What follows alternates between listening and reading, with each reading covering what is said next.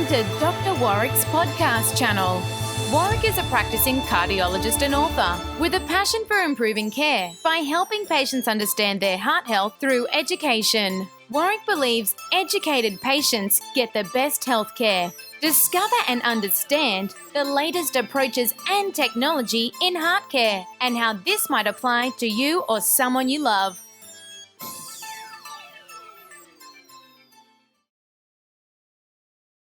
My name's Dr. Warrick Bishop and I'd like to welcome you to my consulting room.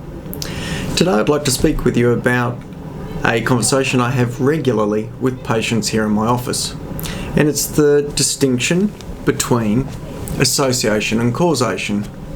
I write about it in my book, Have You Planned Your Heart Attack?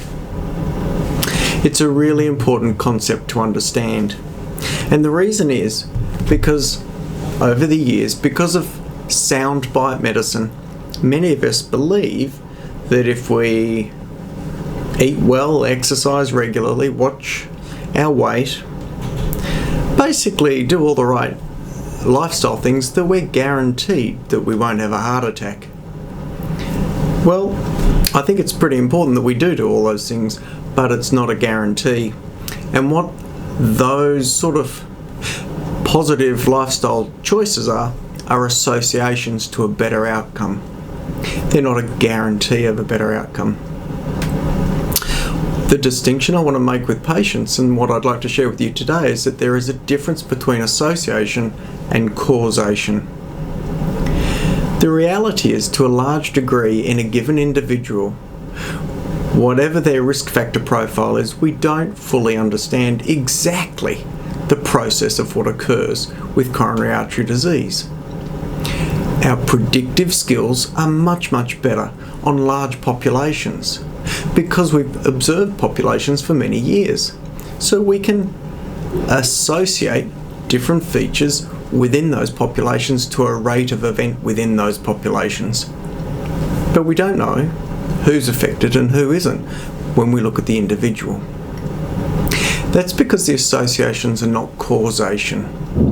If they were causation, they would be directly linked with an outcome. An example I use to underline that, and I use this example in my book and I use it with my patients, is if we were to agree that alcohol and speeding were associations with car accidents, then we would agree that alcohol and speeding are associated with an increased risk of car accident. But if alcohol and speeding were causation or causative of motor vehicle accidents, then every time someone drank or every time someone sped, they would have a motor vehicle accident, and we know that's just not the situation.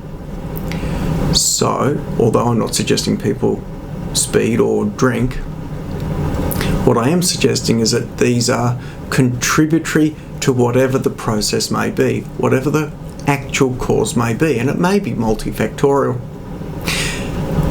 Bringing this back to patients, it becomes really important because people who can look fit and well, exercise, not be overweight, these are people who can have heart attacks unexpectedly. And vice versa, people who haven't looked after themselves surprisingly can last many years without seemingly any medical illness at all. And this is because we're focusing on association, not causation. In my book, Have You Planned Your Heart Attack? I've tried to explain that if we don't fully understand causation, then it's perhaps not a bad idea to look at the final common denominator, which is what's going on in the coronary arteries, and then work backwards from there. I cover all this in my book. You may find it an interesting read, but I hope today you've found the discussion about association and causation informative and useful. I'd really like to thank you for joining me, and as always, I wish you good health. Thank you very much. You have been listening to another podcast from Dr. Warrick. Visit his website at drwarrickbishop.com for the latest news on heart disease. If you love this podcast, feel free to leave us a review.